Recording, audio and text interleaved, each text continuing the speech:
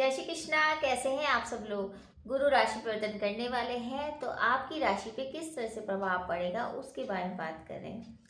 गुरु 15 तारीख को राशि परिवर्तन करके चले जाएंगे, अपनी शत्रु राशि से निकल के वो जाएंगे मिथुन राशि में। और सबसे बड़ी बात, गुरु हो रहे हैं अतिचारी। अब अतिचारी का मतलब क्या होता है? अतिचारी का मतलब गुरु अपनी सामान्य स्थिति यानी समान गति से ना चलते हुए बहुत तीव्र गति से चलते हैं, उसको अतिचारी कहते हैं। जैसे गुरु साल में एक बार राशि परिवर्तन करते हैं, लेकिन जब भी गुरु अतिचारी होते हैं तो कई बार राशि परिवर्तन करते हैं। जैसे इस साल अभी तो मिथुन राशि में जाएंगे, लेकिन अक्टूबर में दोबारा से वो जाएंगे कर्क राशि में, फिर वक्री होकर फिर जाएंगे मिथुन राशि में, वो दिसंबर में होगा।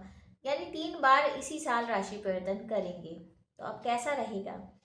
गुरु हमारे ज्ञान है, गुरु हमारी विद्या है, गुरु हमारा कॉन्फिडेंस भी है, गुरु हमारा धर्म है, गुरु हमारे पिता हैं। इम्पॉर्टेंट इसलिए है क्योंकि गुरु जो है विद्या देने वाले पालनकर्ता भी हैं, और हमारे लिए गुरु इसलिए बहुत इम्पॉर्टेंट है। तो चलिए स्टार्ट करते हैं। पहले समझते हैं गुरु है कहाँ कहाँ गोचर करेंगे। देखिए, गुरु आपके अष्टम भाव में गोचर करेंगे, और अष्टम भाव में गोचर करने के बाद वो 3 दृष्टियों से देखेंगे।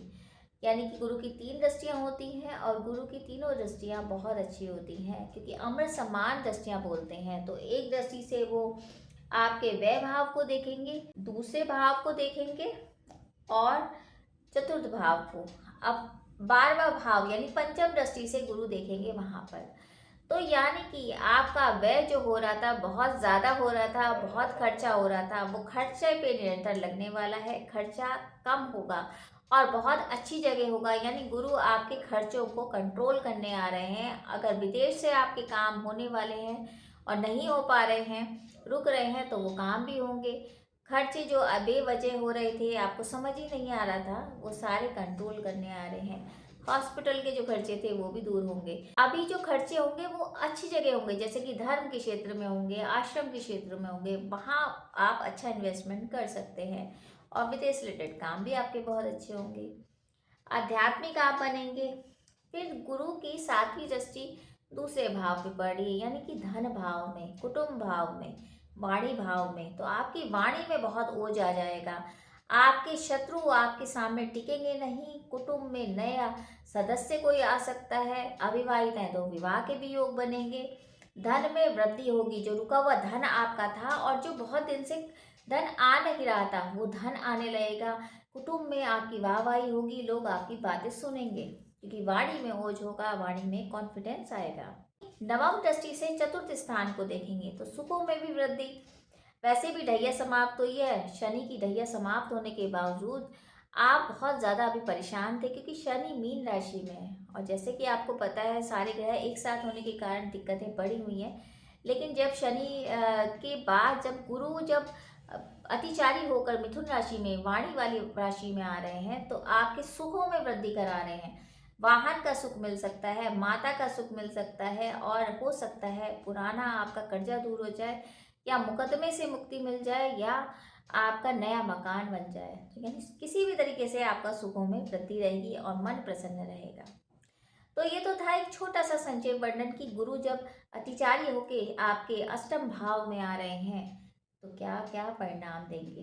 तो वैसे अष्टम भाव किसका होता है? अष्टम भाव होता है आपके अध्यात्म का, आपके रिसर्च का, आपके गुण विषयों का। तो आपका की जो रुचि है वो इन विषयों पे भी बहुत आएगी। बहुत ठहराव आपकी लाइफ में आ जाएंगे, बहुत तीव्र गति से सोचेंगे, और बहुत जल्दी जल्दी चीज़ों को आप समझ पाएंगे। तो बहुत सारी चीज़ें होंगी, बहुत बदलाव होंगे, और पॉजिटिव बदलाव होंगे। लेकिन ऐसा भी नहीं है कि अगर आप गलत संगत में पड़ जाएं या गलत हरकतें करें, जैसे कि आप मदिरा पान करें, धर्म के विरुद्ध जाएं, तो वहाँ आपको थोड़ी सी मुश्किलें हो सकती हैं, क्योंकि अष्टम भाव छुपा हुआ भाव है। तो कुछ इलीगल काम नहीं करिए, तो गुरु वहाँ दंड भी देंगे। ठीक है, क्योंकि शनि भी मीन राशि में है, तो वहाँ आपको कोई बचा नहीं पाएगा। तो इस बात का ध्यान रखिए। अब उपायों की बात करें तो उपायों के लिए देखिए, आपको विष्णु सहस्त्रनाम और गजेंद्र मोक्ष का पाठ ज़रूर करना चाहिए। साथ में किसी ज़रूरतमंद व्यक्ति की सहायता करिए, ये तो मैं हमेशा बताती हूँ, ताकि उसकी ब्लेसिंग आपको ज़रूर लगे। बाकी ये एक संक्षेप में बताया है मैंने। तो अगर आपको कुंडली का विश्लेषण कराना है तो आप कमेंट बॉक्स में मैसेज कर सकते हैं, क्योंकि आपके चार्ट के बारे में नहीं बताया, और चार्ट में सबकी गुरु की दृष्टि ना अलग अलग होती है कि आपके चार्ट में किस तरह से गुरु कहाँ बैठे हैं, किस तरह के भाव में है, या उनकी दृष्टि कैसी है, या वो किस राशि में है। तो बहुत सारी चीज़ें देखनी होती हैं रहेगा। तो उम्मीद है ये छोटी सी जानकारी आपको अच्छी लगी होगी। बाकी यही उम्मीद करी जाए कि ये जो गुरु का राशि परिवर्तन है आप सभी के लिए बहुत अच्छा जाए, सारी मनोकामना आपकी पूर्ण हो। और अगर आपको छोटी सी जानकारी अच्छी लगे तो वीडियो जरूर शेयर कीजिए। जय श्री कृष्ण।